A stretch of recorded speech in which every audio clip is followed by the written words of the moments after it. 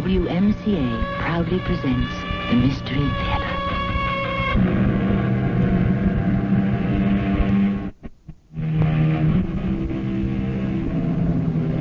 Come in. Welcome. I'm Tammy Grimes. When it comes to finding a solution to your classic conventional mystery, the French say, cherchez la femme, or look for the woman. Of course, what they don't tell you is which woman to look for, or what to do about her if and when you ever find her. You've been with the company longer than anyone else, haven't you, Miss Murdoch? Yes, Lieutenant. Can you think of anyone who might have a motive for murdering Mr. Lewis? Well, yes. Oh? Who? Me. You? But why? He fired me without notice after 25 years. Miss Murdoch, if ever I saw a person who definitely was not the killer type, it's you.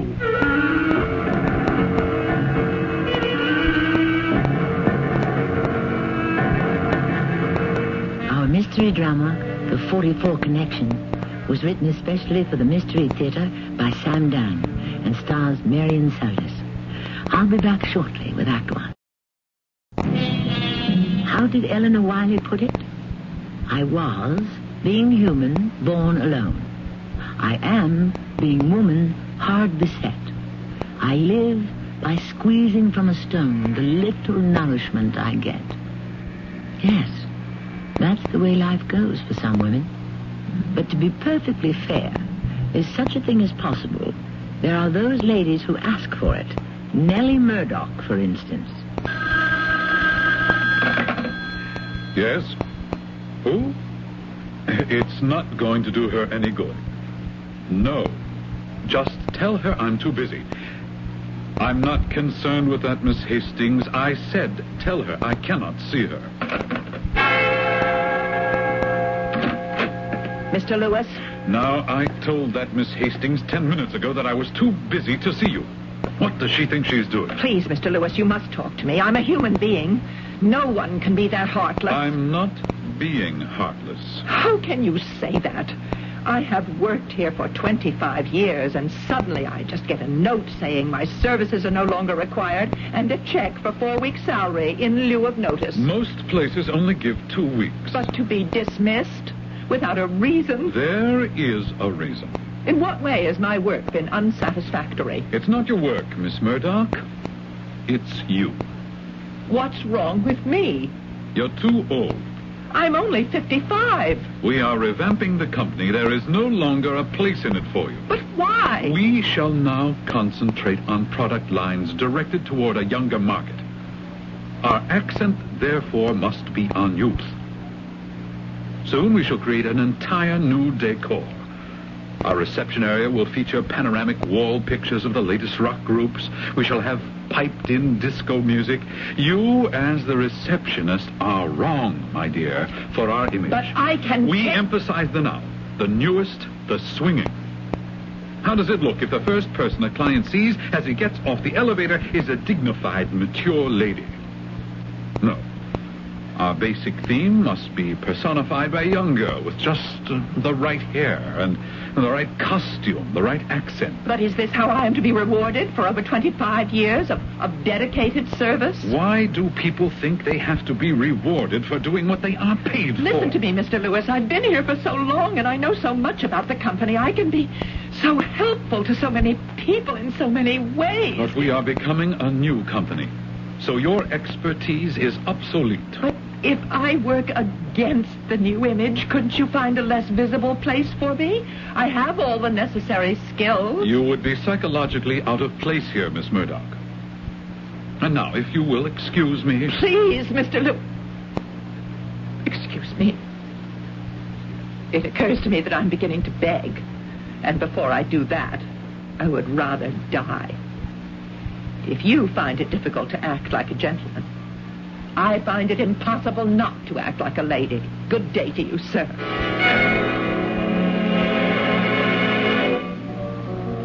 Yes, ma'am? What'll you have? Oh, I don't know. I don't drink. Oh, no? Then what are you doing in a place like this? Truthfully, I've never been in a place like this before. Why? Is it supposed to be some kind of den of iniquity? I've just never had the occasion. Uh-huh. I see, but you have the occasion now. Well, it occurs to me I have nowhere else to go, so I might just as well try to, as they say, drown my sorrows. Ma'am, if you're not a drinker, it's not your sorrows that'll get drowned. It's you. I lost my job today. Funny. Well, no, it isn't funny when you think of it. But that job was all I had in the world. How? I mean, nice-looking, mature lady like yourself. Don't you have children? Grandchildren? No, all I had was my job. I was the first employee that company hired almost 26 years ago. And I watched it become an international corporation, a conglomerate. It took all my time. I gave it all my energy. I was so interested in everything and everybody. I didn't have to be. I mean, I could have done exactly what I was paid for, no more, no less. Just to watch the clock. Like everyone else. Yes, as it turns out, like everyone else. I think I will have a drink. What shall I order? Why don't we try a glass of nice white wine?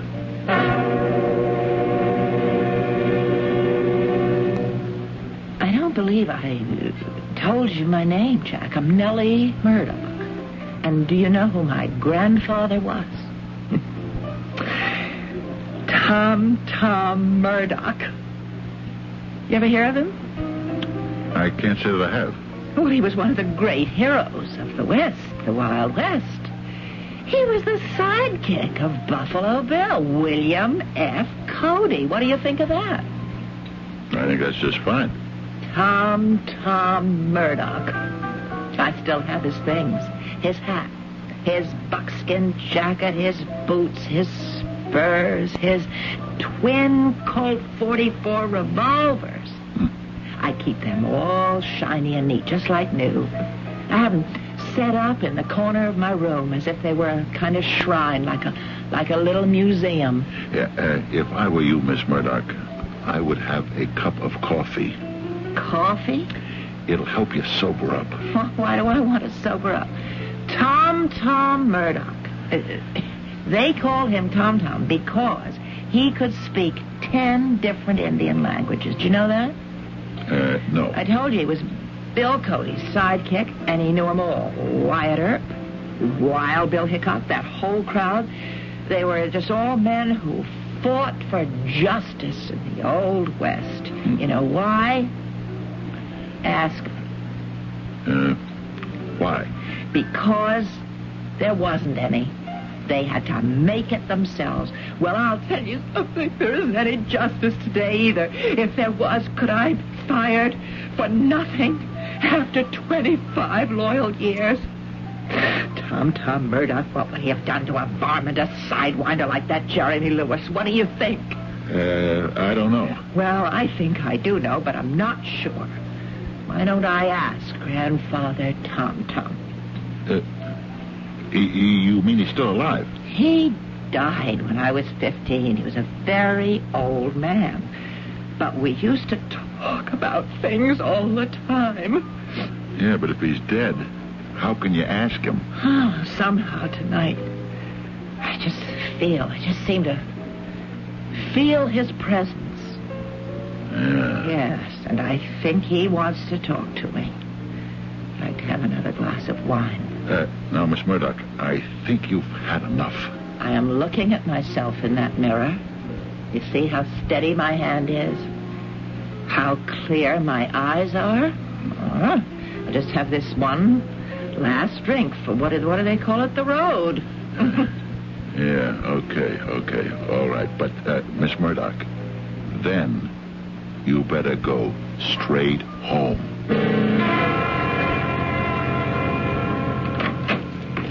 No. Where's the light? Where's the light? Could the superintendent have come in here? And move the light switch when I was gone? Why would he do that? Oh, there it is. Ah.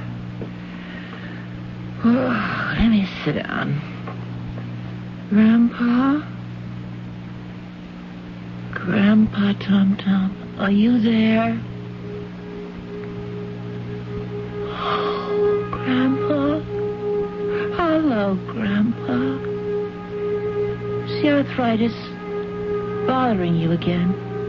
Oh, I'm sorry. Grandpa, do you know what happened to me today? Oh, you heard. Grandpa, what am I going to do? I'm sorry, I just can't help it. That job was my whole life for 26 years. It just isn't fair. It just isn't. I know, Grandpa. Yes, I'm listening. Yes, I know who I am. I'm Tom Murdoch's granddaughter. And the Murdochs don't just sit around and weep and whine about what's unfair and what's unjust. That skulking, low-down, bushwhacking copperhead, he doesn't deserve to live.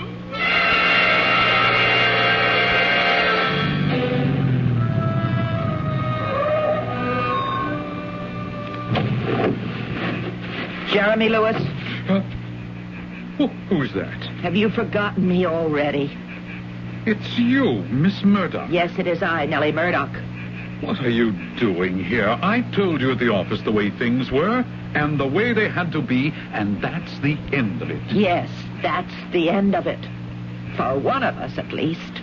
So it doesn't do you any good to waylay me here at this hour of the night to beg me to give you back your job. Mr. Lewis, Tom Murdoch's granddaughter hasn't come here to beg you for a job. Oh, no? I have come to see justice done. Justice? The kind of justice that Tom Murdoch practiced, the kind of justice that built the West. What's that? What does it look like?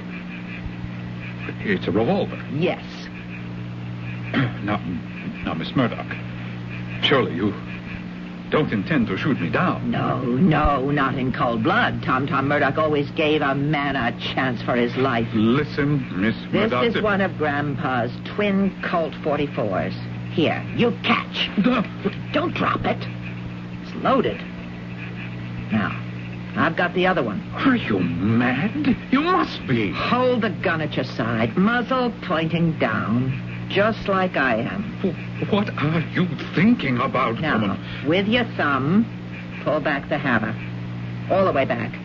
Till you feel it catch. Go ahead. All right. Now, at the count of 3, we will each raise our revolver and fire. You are insane. I shall begin the slow, steady count. Are you ready? 1. Oh, that wasn't fair. You didn't wait for 3. 2. No point yanking at that trigger. You have to pull the hammer back again. 3. My turn.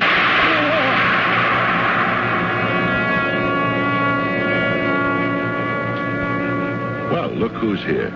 It's Miss... don't tell me. Got it. Miss Murdoch. How do you do, Jack? Well, I see you got home okay last night, huh? Well, of course. May I have a glass of that delicious white wine? Like I said, you want to watch that stuff, Miss Murdoch. Oh, you should see what my grandfather and his sidekicks drank. How is your grandfather? You have that little talk with him? Oh, yes. Thanks. Cheers. That's the word? Cheers. Things work out somehow, don't they?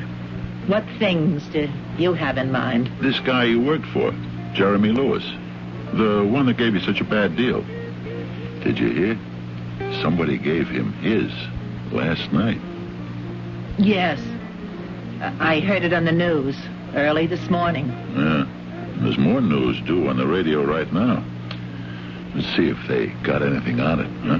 This is Doreen Gray of Action Immediate Radio News at Police Headquarters. where I'm talking to Lieutenant Robert Carson of Homicide. Lieutenant, what do we know so far about the murder of Jeremy Lewis? Well, we're running down a number of significant leads, which I cannot discuss at this time. But what about the weapon? We just got this report from ballistics. The slug was fired from an old-fashioned .44 caliber Colt revolver. A Colt 44? It took our ballistics expert by surprise at first, but that's what it is. Are there any suspects? Any theories? Well, we're following a certain line of investigation, the details of which I'm not at liberty to reveal. Which means, Miss Murdoch, they're nowhere. Ground zero. Jack, you have to appreciate the fact that things are always difficult for the police in these matters. Like they say, your ex-boss was a wealthy and powerful man. Stands to reason he must have had a lot of enemies. Oh, I'm sure of it. And so the police are running here and there and the other place looking for clues. And they're asking this one, asking that one, and they're getting nowhere. Of course, they didn't ask me. Oh, why? Why should they ask you? Because I know who shot Jeremy Lewis. You do? Sure. You did.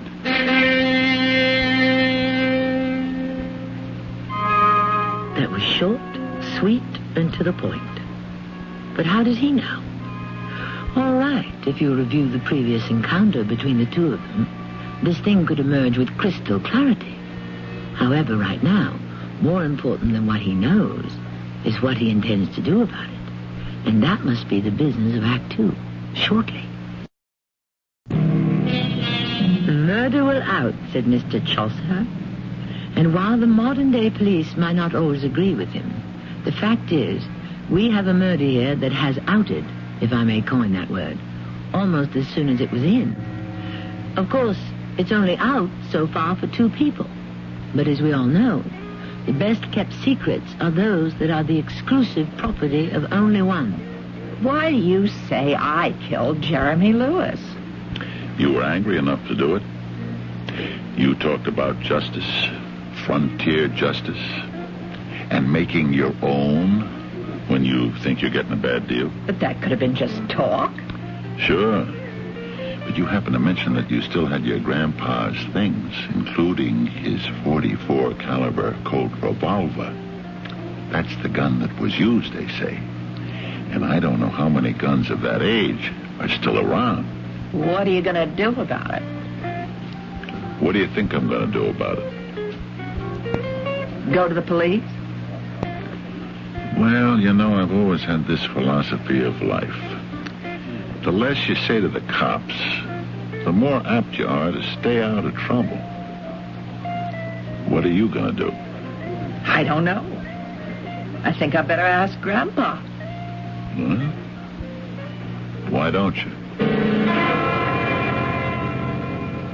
Mrs. Lewis, I'm Lieutenant Carson. I'm sorry, but I must ask you some questions about your late husband. What sort of questions, Lieutenant? I knew very little about his business affairs. What about his other affairs? Sir, Your husband's private secretary, Miss Hastings. Drusilla Hastings is a sour, suspicious, nasty old maid. Do you deny visiting your husband at his office? Having arguments with him? Oh, all married couples have arguments. Miss Hastings said you threatened to kill him. We all get carried away sometimes in the heat of anger. It had to do with a Miss Rhoda Townley. Yes, he was seeing her. And is it true that he asked about a divorce? Yes. And you said to him, the direct quote, "I'll kill you first." Why shouldn't I have said it? For 20 years, my entire life was devoted to him. I worked to send him through school.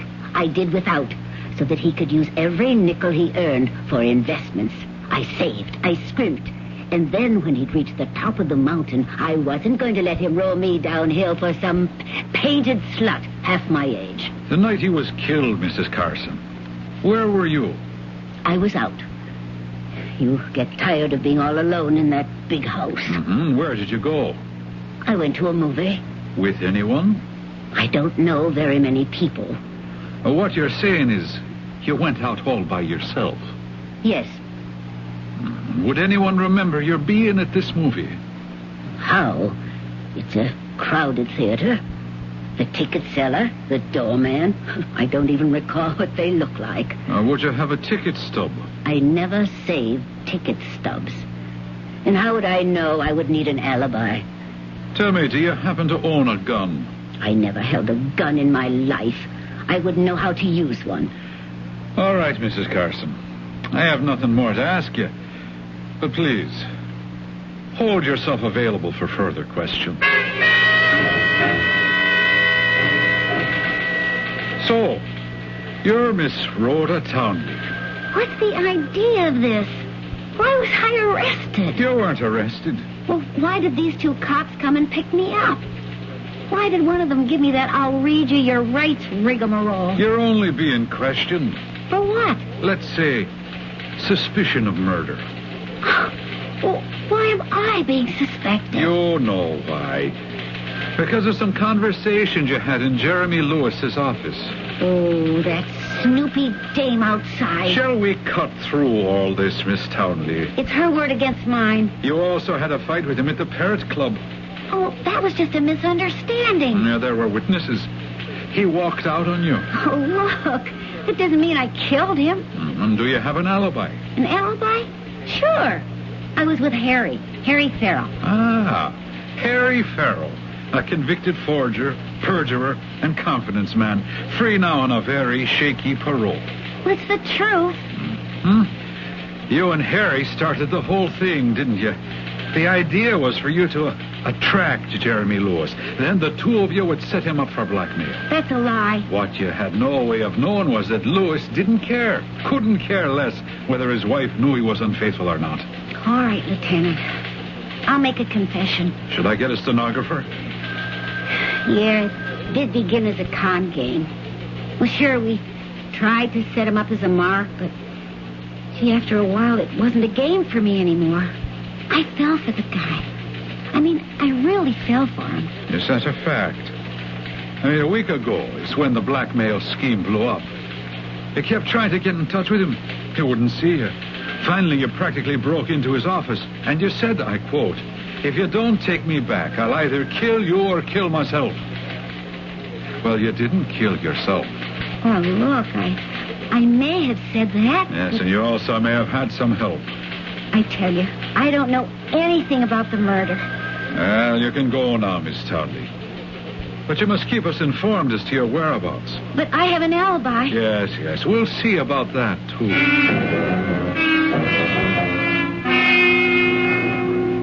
This is Doreen Gray of Action Immediate Radio News at Police Headquarters. With me here is Detective Lieutenant Robert Carson, who is in charge of the investigation into the Jeremy Lewis murder. Lieutenant, we understand you questioned Mrs. Lewis today. Yes, I did. Is she our suspect? I can't answer that question. You also brought a Miss Rhoda Townley in for questioning.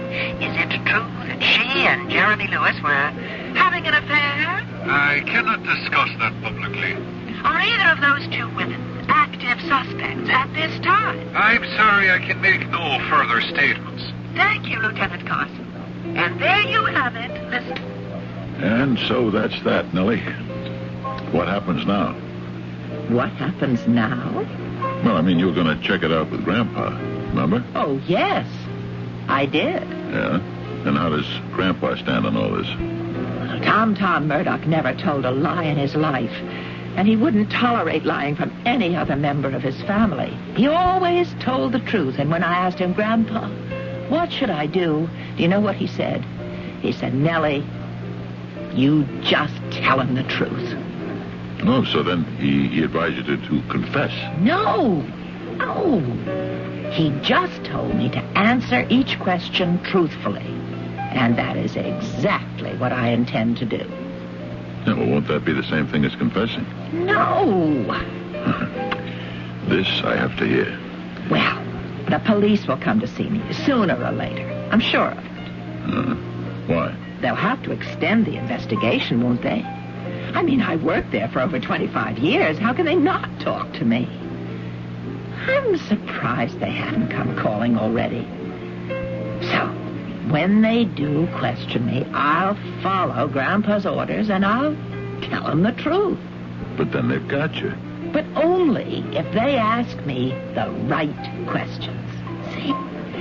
If they should ask right out, did you kill Jeremy Lewis? I'd have to say yes. But, suppose they don't ask. You say you'll tell the truth to each question. The truth. Could you give yourself away somehow, no matter what they ask you? Grandpa Tom once told me that General George Armstrong Custer had asked for volunteer scouts for an expedition against Chief Sitting Bull. And when he asked why he didn't volunteer, Grandpa replied that volunteering was against his constitutional principles. I understand. And therefore, he said to me that while I was not allowed to hinder this investigation, I was not required to assist it either. Miss Murdoch, why don't you have one on the house?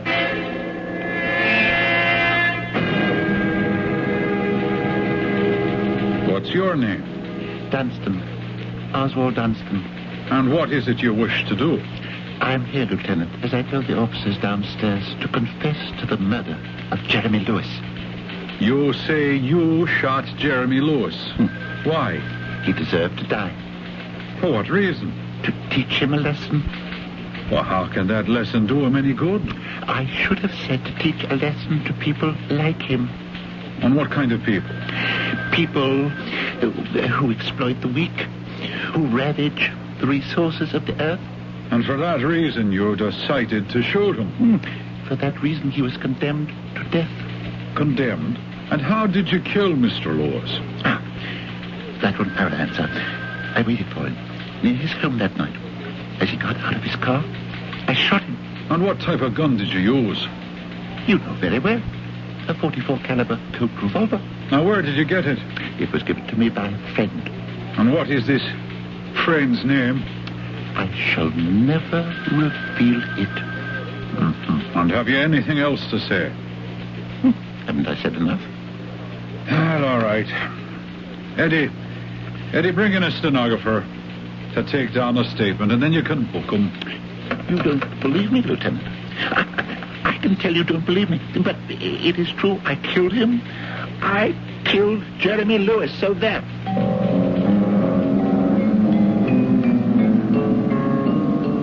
We know it isn't true, but who else does? Certainly not the police. And if this latest arrival, this Mr. Oswald Dunstan, can be convincing enough, who knows? He may succeed in making everyone believe him. He may be tried and convicted for murder. Where all this would leave our Miss Nellie Murdoch is something we may only discover in Act 3 shortly. Ask any homicide detective. Some cases are hard, some are easy. In some you have too many clues. In others you have no clues at all. You can have a situation where there are absolutely no suspects. And you can have one like this where you have more than you know what to do with. And yet there's nothing to really sink your teeth into. It's like poverty in the midst of plenty. Did you read where this guy confessed to the murder, Miss Murdoch? Yes. What if they find him guilty? But we know he didn't do it, Jack. Yeah, but he sounds convincing according to his statements. And it could be a quick, satisfactory way for the state to get the case off the books. Yes, that's a possibility. What'll you do if he goes to jail? I spoke to Grandpa about that. He said that just could not be allowed to happen. An innocent man must never be made to suffer. Even if he's asking for it? Oh, it's a matter of simple justice. I just have to come forward and confess. Yeah. Well, it's time for the news. Hey, Joe, you want to take that piano down a little? Good evening. This is Doreen Gray of Action Immediate Radio News. We are here at police headquarters with Lieutenant Robert Carson, who is investigating the Jeremy Lewis murder. The lieutenant has a statement to make to the media. About an hour ago, we released Mr. Oswald Dunstan into the custody of the Stanwood Sanatorium for Mental Patients, from which he had escaped only last night. The man seemed so lucid. The man is insane. What other progress can you report, Lieutenant? At this time, we're following several promising lines of investigation. Which means he's even deeper in the dark than ever. So, well, Miss Murdoch, looks like you're off the hook. Yes, Jack. I'm off the hook. For now. Yeah. So, have one on the house.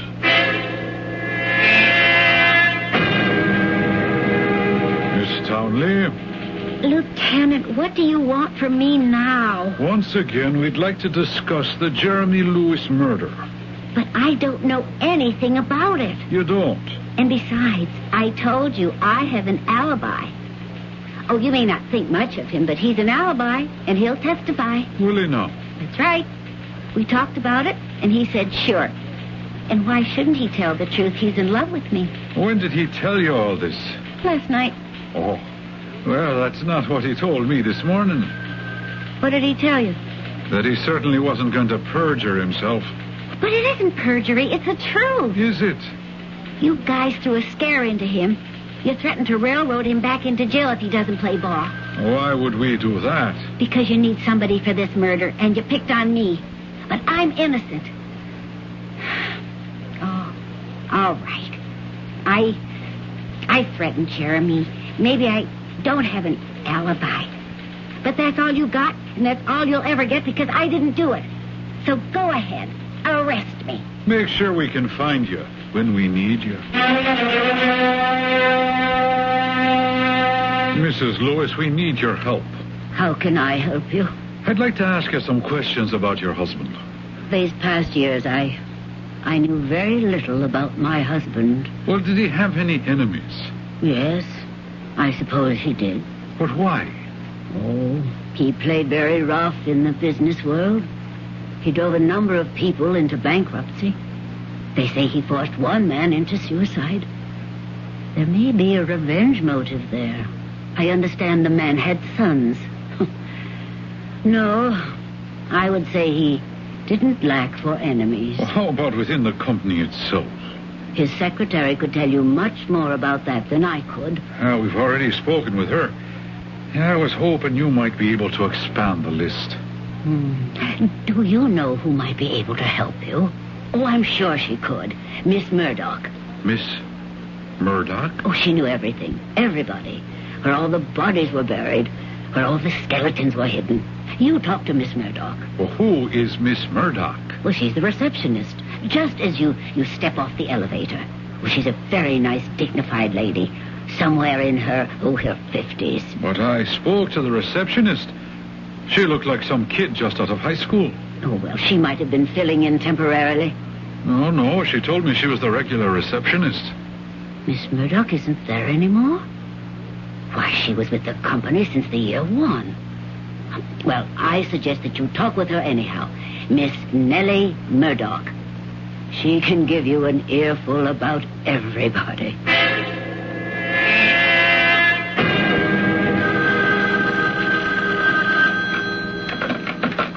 Hello? Miss Nellie Murdoch? Yes. Miss Murdoch, I'm Lieutenant Carson of the Homicide Division. Yes? I understand you were recently employed by the Lewis Company. Yes, I was. Well, I would like to talk to you, Miss Murdoch. Would it be convenient for me to come by later this afternoon? Yes, I suppose so. About 4 o'clock. Yeah, that will be fine. Thank you, Miss Murdoch. I'll see you then.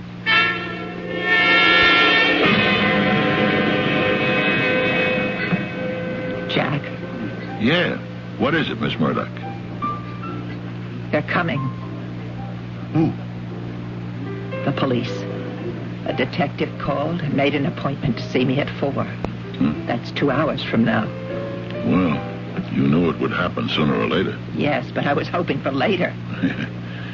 Well, I want to wish you luck. Of course, there's a way I could get out of it. Altogether.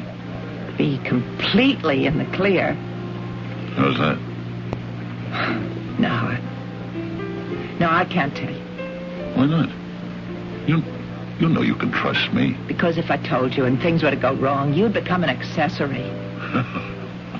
I figure I'm some kind of accessory right now. No. All you're doing is guessing. You have no real proof.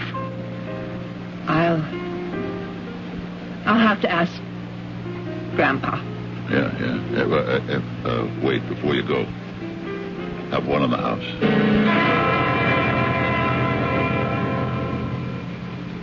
Grandpa Tom Tom. Listen. Could I do this? Could I hide the twin 44 caliber Colts? Because, see, if I do, Grandpa, then there's nothing in the world that could ever make them suspect me. But if I leave those two guns in plain view on the table with all the other wonderful things of yours... But you said I didn't have to help. I know. I'm not allowed to hinder either. Yes, Grandpa, I understand. To conceal them would be a lie. Yes, Grandpa. Yes. Oh, just a minute. Miss Murdoch, I'm Lieutenant Carson. My identification. Oh, yes. We spoke on the phone. Won't you come in? Thank you. And then won't you sit down, Lieutenant? May I offer you a cup of tea or some lemonade? No, thank you. I understand you've been with the company longer than any other employee. Is that correct? Yes.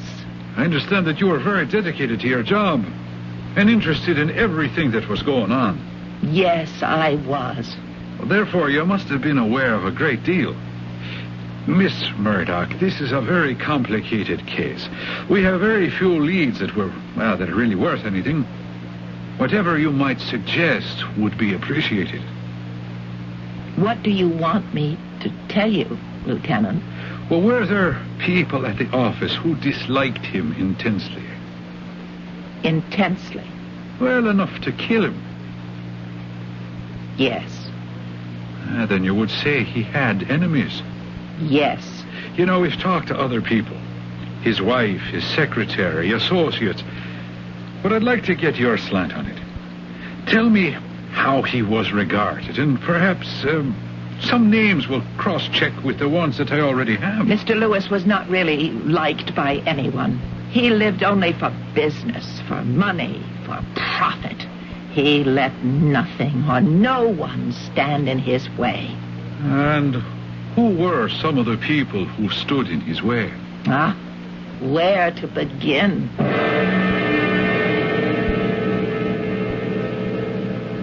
I must say, Miss Murdoch, it's quite a list.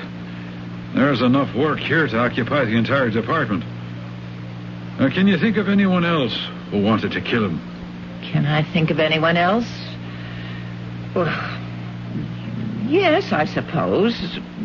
Oh, really? Who? Me. You? Oh, my dear Miss Murdoch. Why would you want to kill Mr. Lewis? Did you have a motive? Yes. What was it? He fired me abruptly after more than 25 years. Well, if I ever met anyone who is not the killer type, it's you. The idea... well, I've taken up enough of your time, and I'm not going to ask you any more questions. You're not going to ask me any more questions? Well, I've asked you enough. Oh, I would like to ask you one more question, if I may. Well, what is that? Well, over in the corner of the room there, that display. It looks like some sort of a Wild West museum. May I look at it? Well, certainly. What are you doing with all these things? They belong to my grandfather, Tom Murdoch. I heard of him. He was a friend of Buffalo Bill's, and didn't he have a falling out with General Custer? No, he just didn't volunteer to go out on that final mission. And did you know him? Oh, yes, I remember him. And did he tell you anything about those days? Oh, yes. Oh, what a wonderful childhood you must have had. And he left you all these things, did he? Yes. Oh, and how well you kept them. Oh, the hat, the buckskin jacket, the breeches, the boots, the spurs, a pair of Colt 44 revolvers. Oh, this is all part of the authentic history of our nation, wouldn't you say? Oh, yes, certainly. Well, I want to thank you again, Miss Murdoch. It isn't every day you run into something exciting and educational like this in the routine exercise of duty. You're quite welcome, Lieutenant Carson. You are quite welcome.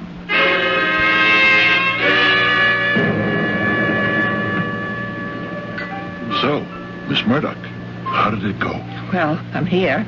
And you mean he didn't? I promised Grandpa Murdoch I'd tell the truth. Had Lieutenant Carson point-blank asked me, I would have told him. But he didn't point-blank ask me. Yeah, but didn't he see all that Western stuff in the room? Oh, yeah.